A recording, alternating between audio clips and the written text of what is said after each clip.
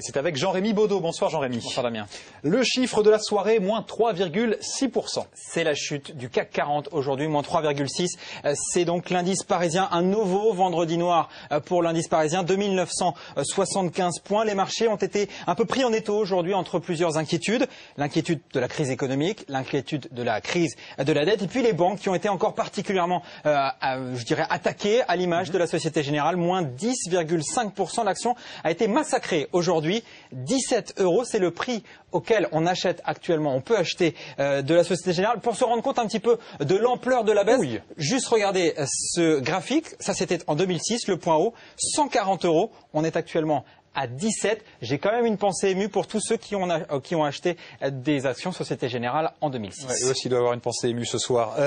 Jean-Rémy, pourquoi les banques se retrouvent encore dans cette situation? Eh bien, il y a un mot ce soir, et c'est vrai que c'est un mot qui revient beaucoup, le mot défiance. Les marchés ont peur. Ils ont peur que les banques fassent faillite si un pays comme la Grèce, par exemple, arrêtait de payer ses dettes. Et une personne aujourd'hui a rajouté de l'huile sur le feu. Cette personne, on la connaît bien, c'est Christine Lagarde, la patronne du FMI. Elle a redit à Marseille aujourd'hui que, je cite, certaines banques européennes devront être recapitalisées. C'est pas la première fois qu'elle le dit, ça fait plusieurs fois, c'est 3 fois ces derniers jours. Recapitaliser, en gros, ça veut dire qu'il faudrait regonfler les banques. Les rumeurs se sont portées directement vers la Société Générale, d'où eh bien le massacre du jour. Vous nous parliez de peur, c'est une peur justifiée?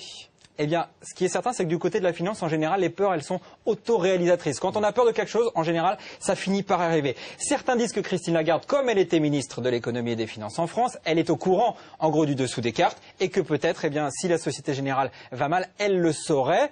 Et que peut-être il y aurait donc de mauvaises surprises à attendre. Par contre, ce qu'on sait, et ça s'est vu un petit peu ces derniers jours, c'est que la Société Générale a augmenté ses licenciements dans sa division BFI, Banque de financement et d'investissement. En gros, pour faire très gros, les traders, des banquiers, une quarantaine de banquiers auraient été licenciés cet été. C'est beaucoup plus que normalement. C'est donc peut-être là aussi qu'il y a un problème. Certains y voient un signe.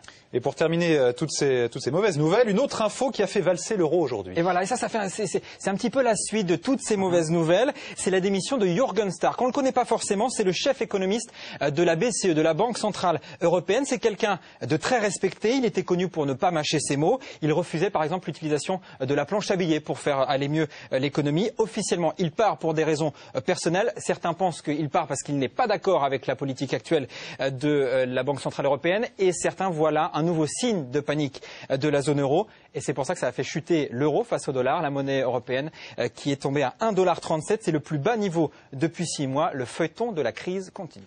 Merci Jean-Rémy Baudot. La suite de Week-end 360 avec vous, Lucie Hutin.